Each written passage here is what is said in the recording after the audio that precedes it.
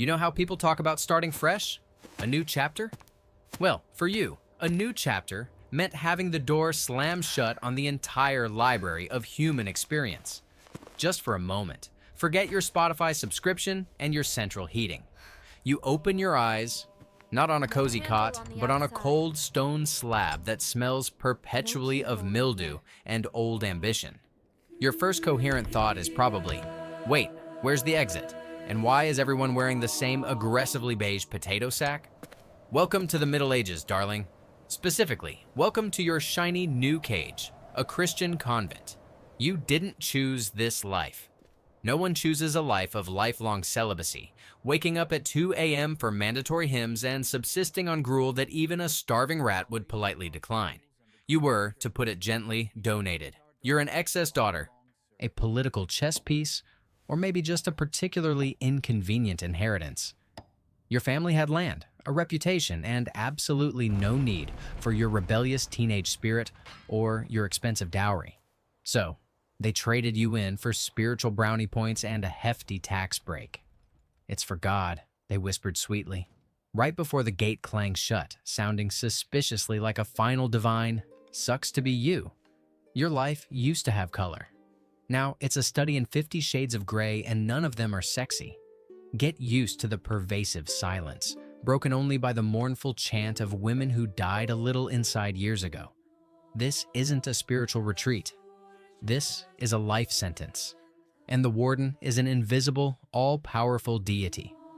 You're about to learn that in medieval Europe, being a bride of Christ is less a privilege and more an unpaid, incredibly demanding internship with zero chance of promotion. Let's be real. You were a medieval child, so your childhood was already a disaster, statistically speaking.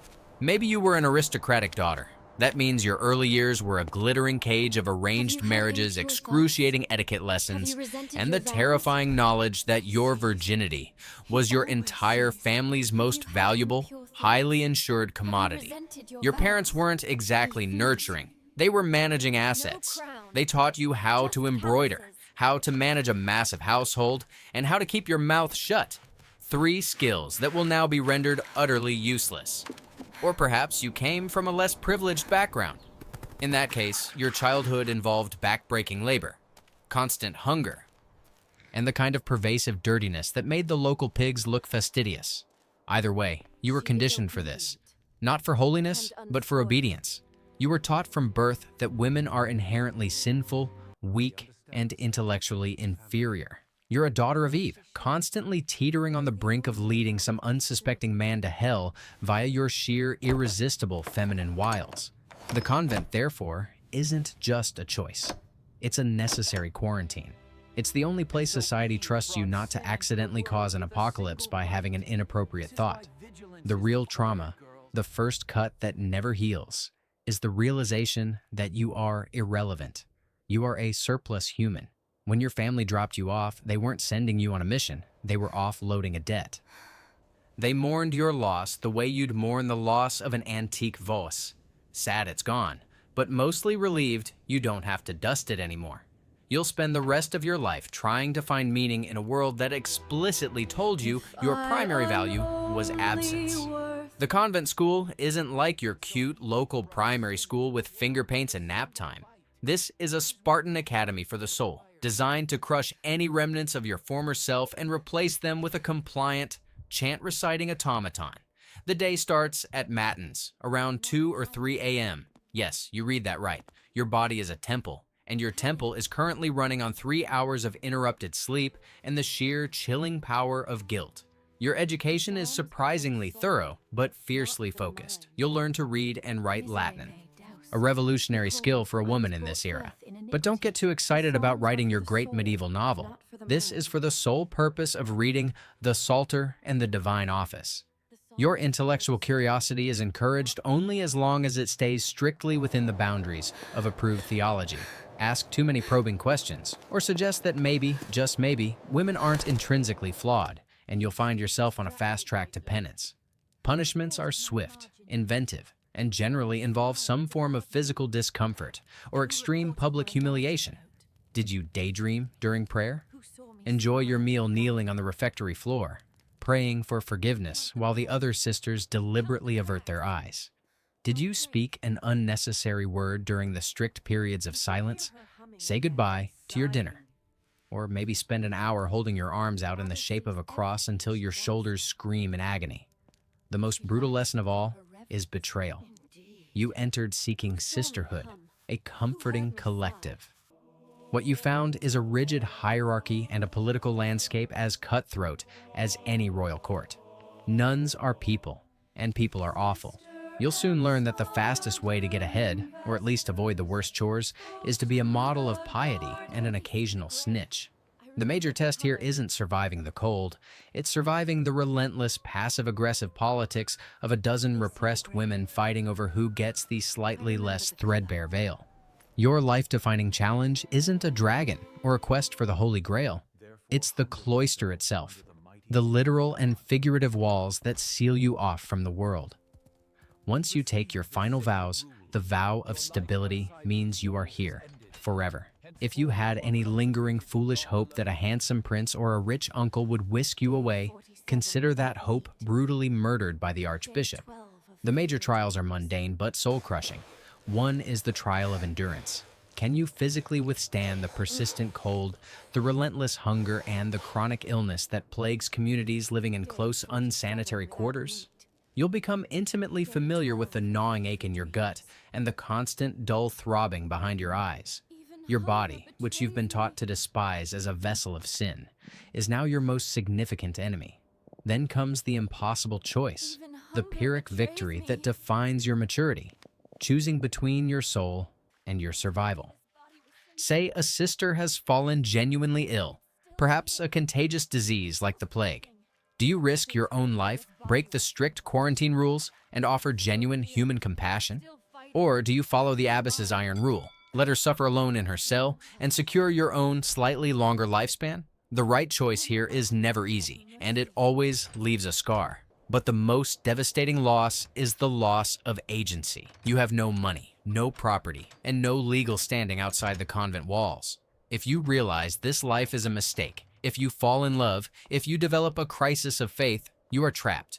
To escape is to become an apostate, a social pariah, and to risk a fate in the outside world that is arguably worse than the worst punishment the abbess can devise. You're trading freedom for a very meager form of security, and the moment you realize you can never get that freedom back is the moment the walls truly close in. Congratulations, you survived. Now comes the real fun, the adult consequences. This isn't about dramatic trials anymore. It's about the long-term daily suffering that turns your hopeful young novice self into a bitter middle-aged nun who glares at choir boys. Your long-term damage manifests in the form of crippling doubt. The system told you this path was the only way to salvation. Yet, as the years grind on, and as you see the hypocrisy of the local clergy and the casual cruelty of your sisters, the existential question hits you like a cold brick.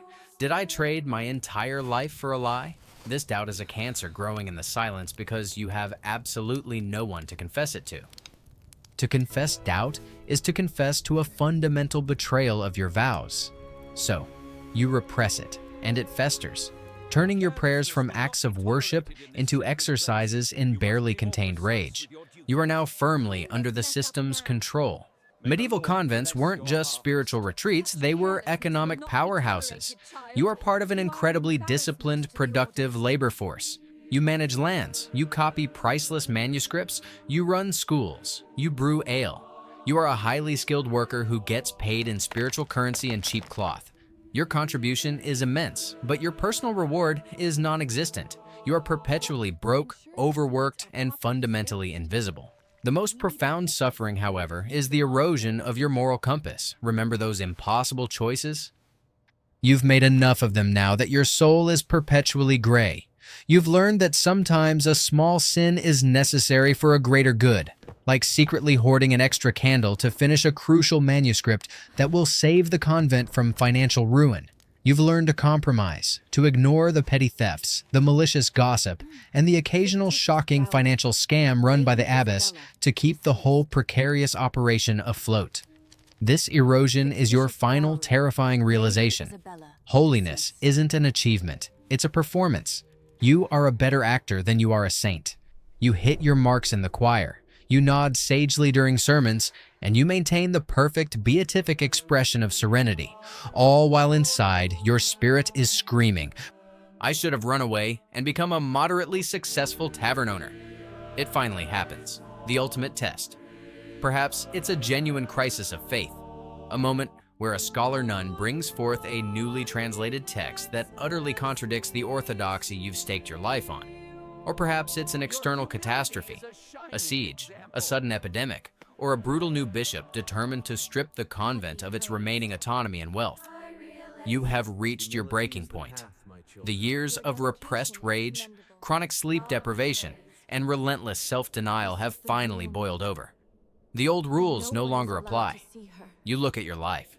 The endless cycle of prayer, the tasteless food, the cold stone, and you see not a path to heaven, but an eternal cosmic joke. This is your shot at redemption or escape. Do you risk everything to save the community, throwing yourself into a moral conflict with the abbess or the bishop, effectively signing your own death warrant, but securing the survival of your sisters? Or do you choose the ultimate act of self-preservation, staging a desperate, terrifying escape, shedding your habit, and attempting to fade into the ruthless, unfamiliar outside world? Neither choice offers a tidy, happy ending. If you choose redemption, you succeed, but you pay a horrific price. You are politically marginalized, spiritually excommunicated, and perhaps even physically confined to a remote cell for your insolence. You save the convent, but you lose the last vestiges of your sanity. If you choose escape, the ending is even more tragic and ironic. You make it out, you see the sun, you smell the fresh air, you eat an actual piece of spiced meat, but the world you idealized is gone. You are a woman alone, without protection, status, or any marketable skills outside of calligraphy and chanting. You realize with a sickening jolt that the freedom you craved is also the very thing that makes you the most vulnerable person in the entire kingdom. You traded the divine prison for the secular one. Your life, the life of a medieval nun, doesn't end in glorious martyrdom or a peaceful sunset. It ends in a quiet, chilling realization. The habit didn't save me from the world, it just shielded me from it until I was too old to fight back. You die alone, whether behind stone walls or in a lonely garret, forever haunted by the person you could have been, if only you hadn't been so dutifully, tragically good. Before you leave the cloisters and return to the modern age, please take a second to like, share, and subscribe for more dark dives into history's forgotten corners. And seriously, tell us in the comments where you are watching us from. It's the only worldly pleasure we nuns ever get to enjoy.